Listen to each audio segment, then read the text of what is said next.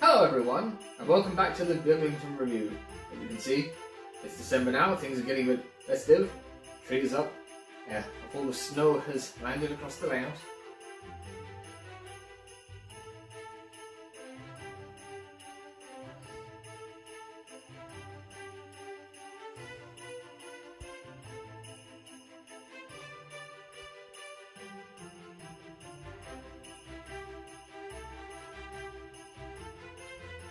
And of course it's time to do a new Beaglington review.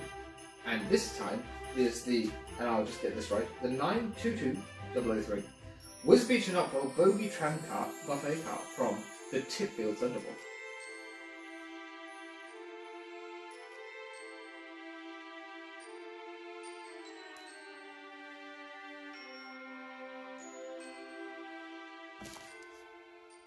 Yes, hello again and welcome to the Beaglington review, and I'm really happy to show you this Rapido Trains UK model because it's the first Rapido Trains model I've ever owned, and quite frankly I just can't wait to open this. I know that people have probably already opened theirs and done reviews by now, but I've just been waiting for this for so long because when I was younger I had repainted some Triang, like the sort of transcontinental veranda coaches in blue to kind of look a bit like this coach. But yeah, really excited to open it up. So as you can see, it comes in a sort of plastic packet, and I got this one on Hathens and I had it pre-ordered, and I will just check, it cost me £63.71. That is with Irish VAT on it. It's probably near enough the same as the British anyways, but it only cost £3.50 to get it posted as well to Ireland, which was a good deal. That was from Hathens. So as you can see, this is an officially licensed from Studio Canal product. So they have the proper rights for this. And it says 00 gauge, the Titfield Thunderbolt buffet car. And there is the end and the Rapido website there. So I'm going to open this up now and see what it's like. And like I said, I've never had a Rapido model, so I don't know if this is the same kind of box that they would normally have. But it's got writing on the top here as well. Rapido Trains UK is a company run by enthusiasts like you. So yeah, there's just a little bit there. It's got their address. Don't bin it. Made in China. Okay, that's fairly easy. And then on this side we also have the Titfield Thunderbolt is a trademark of Studio Canal Films Limited and is used under license from Studio Canal Films Limited. And now we get to open it up. So I really like the fact that the box is in the colour scheme from the Titfield Thunderbolt, and it actually has the buffet car thing just here in the sort of burgundy. It's almost like West Ham or Aston Villa colours, this box. Now, can I get it open? That's the question. No, I cannot get the box open. Gently does it. I suppose it's tightly packed like this so that nothing happens in transit.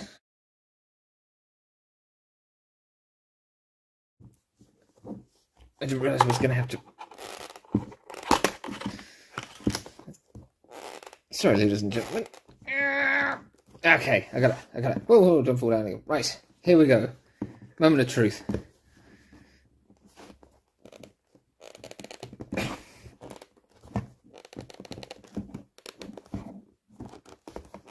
Anyway. Are you ready? I am. Oh, wow. Now, that is a pretty model. Oh, look, I can see my reflection. Hi. So anyways, yes, that is the coach. And you can't really see it because it's got this plastic sort of extra layer of safety packaging on the inside. And now we can hopefully struggle a bit less to get it out of this box. There we go. Right, so inside we have the Wisbech Upwell Tram Car Owner's Manual. Read this first. Right. So, it says, it's not often that model manufacturer gets to recreate two icons from just one model, but that's what we have here. First of all, this coach and its sister were built for one of Britain's most famous rural railways, the Wisbech Upwell. And one of them gets to star in arguably the most famous British railway film of all time, the Titfield Thunderbolt. This wonderful little model was designed in the UK and proved to be a labour of love for Rapido CAD designer Linny Linehan. So, thank you very much, Linny. Also need to thank Chris Moxon and everyone at the M&GN Society at the North Norfolk Railway who allowed us access to number 7. Yes, so I think I actually had a quick clip of passing number 7 when I was at the North Norfolk Railway during Beyond Beaglington. And so we've got this information about it. It says, before you remove it from the box, please be aware it's a rather important piece of information. These coaches have open balconies at both ends, and in order to prevent people from falling off, they were often fitted with ornate metal gates and railings. Yes, although that didn't stop people from being killed trying to get onto them as they were going along, especially young boys. But yes, anyways. We have modelled these parts in 4mm to the foot scale, and they look fantastic, but they're very delicate and easily damaged. Uh-oh, it's not good for me. The most of the time, you'll likely damage this places when lifting the coach out of its packaging. Therefore, be very careful when removing the model from the box. Do not be tempted to hold it by the ends. Hold it securely in the middle. Also note that there are hinged intercarriage gangways on the ends. These will usually be raised at the ends of the train, but lowered between vehicles to allow the car to pass between the vehicles. Now we've got that out of the way, it's on with the rest of the manual. And there's a prototype history, which basically says about when they had got their coaches, which I'll hold up here, and you can read if you want. But obviously, for those of you who know, they were made in 1884, number 7 and number 8. Number 7 ended up being an onion store after it was disposed of and then eventually restored by the North Norfolk, whereas number 8, was it used in the Titfield Thunderbolt? But it didn't actually, it didn't survive, unfortunately. So we can turn the page, there's more there. So due to a misunderstanding, it was scrapped on March 9th, 1957. And there you go. So it's got optional parts, a small bag of optional parts, which we had to leave off as they interfere with kinematic coupling mechanism. Well, that's fair. And handy that they've left them off so you can use it right out of the box. There's a gas tank, a steam heat pipe, steam heat plumbing and valve, and a Westinghouse brake pipe. And considering how often bits fall off of my models, partially down to handling, I don't think I'll be fitting those because they'll probably just fall off, or I'll probably break the handrails while I'm trying to fit them. Fitting passengers. One of the issues with contemporary passenger coach models is that there are swine to fit passengers to. Installing passengers will really take a model coach to another level, so we've tried to make it as simple as possible. The roof of your model is removable. If you're struggling, we recommend using a simple plastic tool such as a prying tool or a spudger, available from online marketplaces of choice. With the roof off, you can place passengers inside. A small drop of cyanoacrylate applied with a cocktail stick will fix them in forever. If you don't want them to live inside the coach permanently, tacky wax will do. And then this just shows you, I mean, this is a small sheet. So these pictures are actually quite small, but there you are, all the little detail bits and the parts list there. And you can just sort of make out the numbers of how many of each part there is. So that's the parts diagram. And with that out of the way, it's time to get this out of the box. Now, this will be interesting because, as they've said, the end pieces are slightly more breakable. There's the detail pack that will live inside this box forever. This is a nice box, and I'll probably have to put the coach back into it, probably, because it'll get ruined if I leave it amongst all my other rolling stock, probably. Oh, wow. That colour just pops, doesn't it? Just pop that up there. Now, gently roll it out of its thing. 1. Wow. Look at that. That is just a superb model. That is so cool. You've got even like the relief on these up here. And it's just, wow. And you've got the little gangway plates just there. So that should be kind of raised up, I guess. And you've got these handrails for stepping across between the coaches. And the bars on the doors and the panelling. And there's even a light. Can you see that there? There's a light. It's not an actual light, but it's the light fitting. And if I turn it this way, the planking on the roof as well around it is just superb. Very gently holding it. And there you go. There's the other end. And it's just, I mean, I'm so amazed at the the quality of this. And I know it seems like a pricey coach, but really, for what you're getting, it's actually probably not such a bad price. I would say it's very, very fair. It's just amazing. And to finally have this item of rolling stock as a model is just so cool. So if you turn it around again, you may be able to see there the buffet car sign and the little barrel, which is picked out in a different colour on top of the bar. And if you haven't seen the Titfield Thunderbolt and don't know what that's about, I highly recommend going to see it. I'm surprised if you've made it to this channel without watching it, because, yeah, it's just, I mean, that is, and you can see the bench seats on the inside running along the length of it. And it's just really, really nice. The detail, as you can see on the bogies, is very fine. These bars between, I don't want to break those. The underframe detail, you've got bits of rigging or whatever, and another tank. And you've got these tanks, which are different, presumably, to the other tanks, unless they're supposed to have two on either end. But that is obviously to stop the kinematic couplings from having a problem. If you look here now, I shall bring it closer, you'll see a spring there, and there's another one over here. That's part of the coupling mechanism. So the coupling is here and the plate is above the bogie, and as it turns you might be able to see the spring moving. So when it's being pulled, this has got give forwards ever so slightly, and obviously it's got good side to side. So it seems to be free moving enough, and that will be interesting to test through the points test.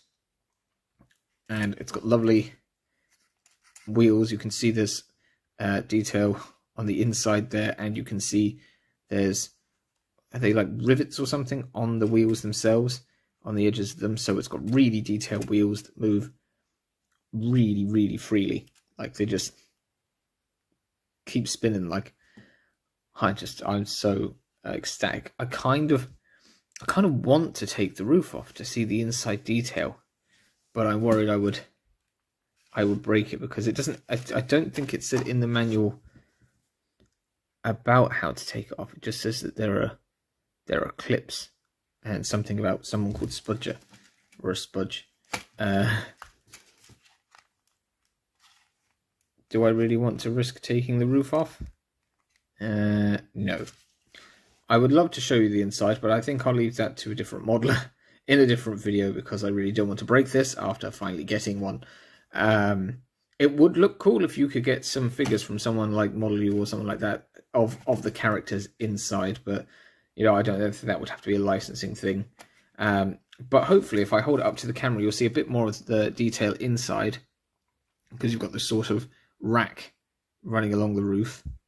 There you go. You can see the roof detail there, and if I hold it there, you might be able to see, if I can get the light to shine through, the paneling on the front of the bar. Like, it's so cool.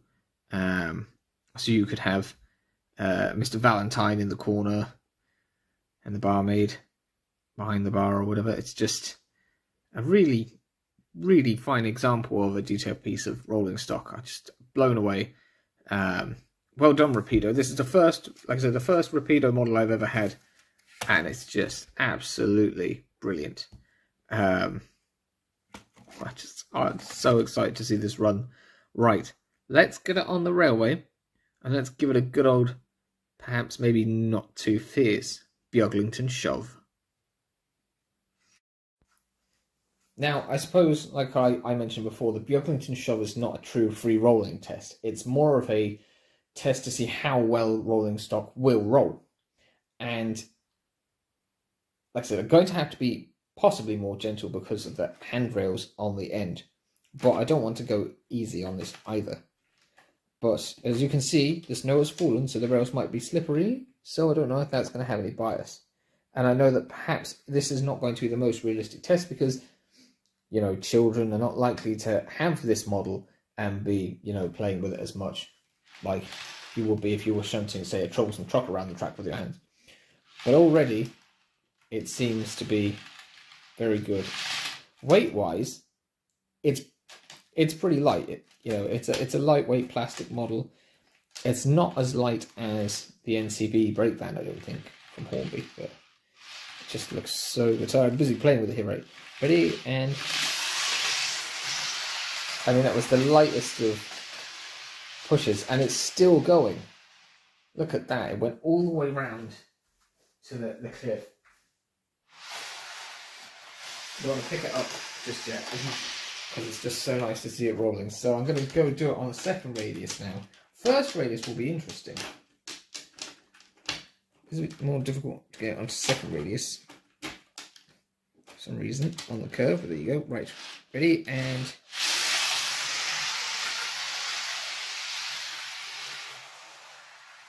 again, absolutely, can't wait to see this go through the points as well. Since it's a coach of 1884, I think I will use Merton to do the shunting. That also has NEM couplings on it as well, so should be compatible. And then I've got some older style veranda coaches to try and couple up to it as well for the tension lock test. So, ready? 1, 2, 3, and yeah. Oh my god, like, it has come almost like 3/4 of the way round the railway. And it's actually now rolling back the other way slightly. So, I mean, a phenomenal pass on that test. Just so pleased with this model. Right, first up, I'm going to attempt to couple Merton to the coach. So, this is 2 NEM couplings going together perfectly fine. Now, that works, so while we've got the camera set up here, I will just test it with something that has normal tension locks. So, unfortunately, there seems to be a bit of a slope here because the coach seems to roll away. Right, this is a Hornby pannier tank. I'm going to couple up to it. It's missed the hook, but it is coupled. It's missed the hook on the wide tension lock. Not sure if that would cause any problems on corners. So we're just trying that through the points here on the S-bend. This is an unofficial test. Yeah, that's going to cause some problems. So, will it cause problems if I couple it up and it's engaged properly?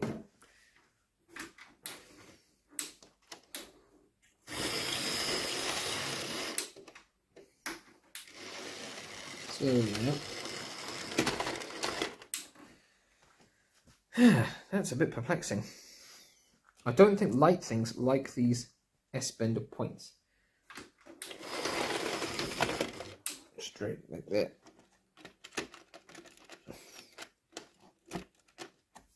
Here, there. Right, okay. We're back on track. Yeah, right. Let's see if we can just go through normally. And then we'll test it with the NEMs. Yep, no issue there. So it seems to be the S-bend that's the problem with the wide tension lock coupling.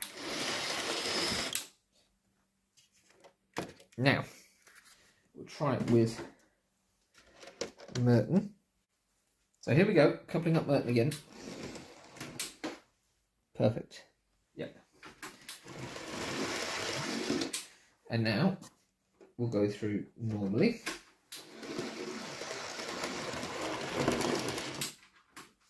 I don't know why the focus wasn't locked on there. My arm seems to have changed it. There we go. But that worked fine. It's stuck on the frog. There we go. Now let's see if we can get it to go through here.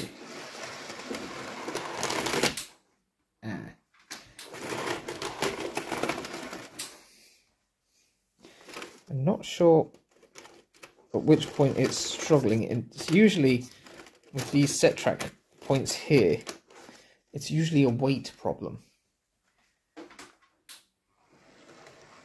But very slowly.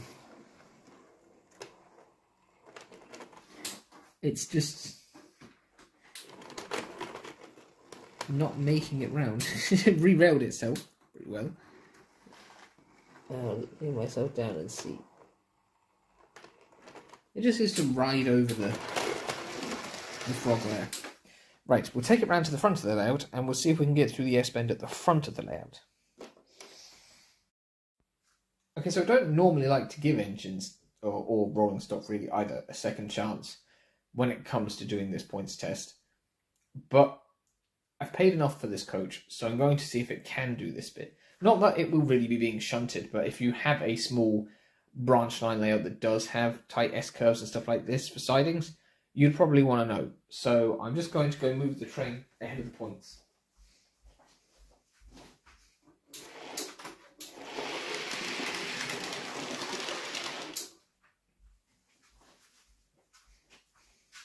And now we'll change the points. So this is into the S. Now let's see whether it can make it through properly ballasted points that aren't laid haphazardly in a fiddle yard.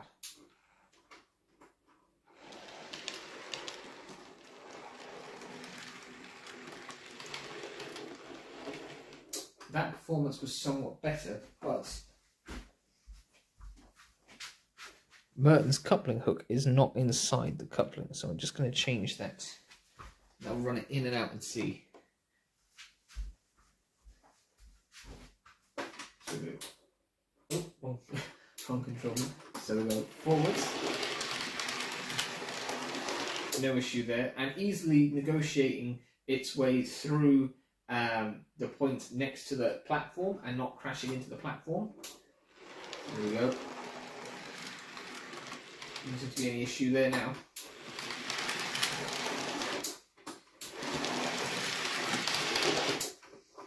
But that's a relief.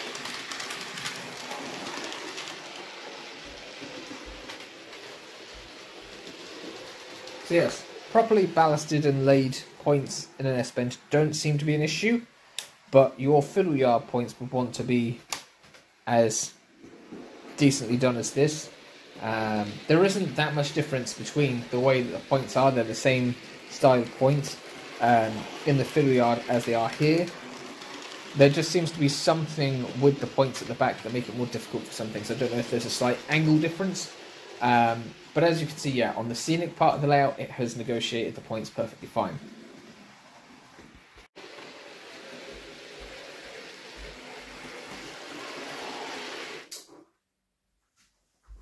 Now it's time to do a little bit of a coupling test and a points negotiation test with something that has a tension lock but is not a locomotive. So that hook is a little bit bent. There we go. So this is another lightweight coach. This is the old style of trying veranda coach, and it has a normal hornbeam coupling on it. And it has a mainline coupling at the other end, just to couple up to the terrier. But it seems to handle being coupled to the coach perfectly fine on the straight. So we just give it a go through the points and have a check.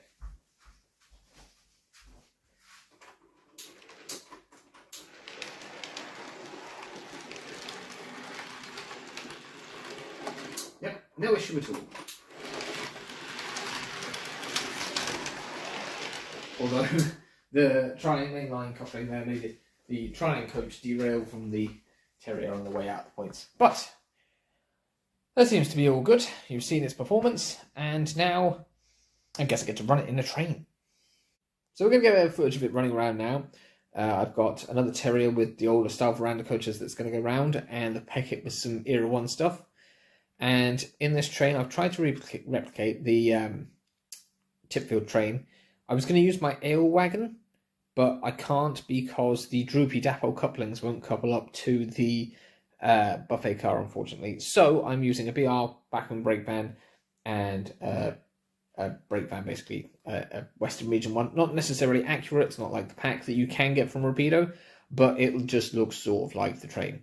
But I mean, I've got this. Like, look at this. It's so good. Right, so I'm going to get those trains running and get some nice footage in the morning.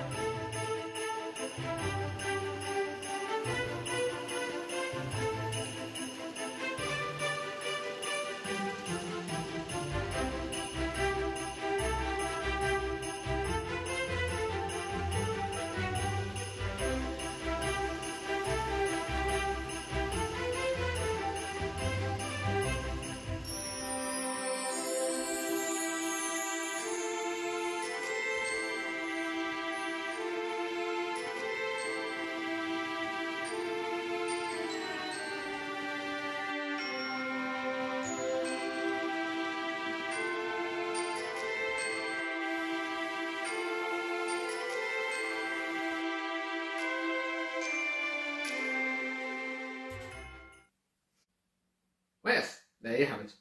That's the Rapido Trains UK 922003 Wisbech and Upwell Railway tram car, buffet car from the Titfield Thunderbolt. Would I recommend buying it? Absolutely. It's just such a brilliant, beautiful model. Really just outstanding, and I'm so glad that I have got one. Would I buy another one? Yeah, definitely. If I had the money in one of the other liveries, it'd be nice to get one of those packs for the tram. But, you know, I've so many things that I want to buy that, you know, one's probably enough. And it's the Titfield one. I'm just so happy that I finally have a model of this coach. And I am so scared that I'm going to break it. So it'll go on the railway for a bit and then probably back in its box. But yeah, thank you very much for watching. I hope you're having a lovely festive period. I hope you have a very Merry Christmas. I've got to film my Christmas special soon, and this will almost certainly be in it. But thank you very much for watching. You've been a lovely audience. I've been, hopefully, a lovely Alex. Don't forget you can comment, like, share and subscribe. And thank you to everyone who does like and comment and subscribe, because it really means a lot. And I'll see you again for another Beaglington review, probably in the new year. Thanks again for tuning in, but I'm off. Oh, and don't forget there's also the playlisting and the subscribe bubble.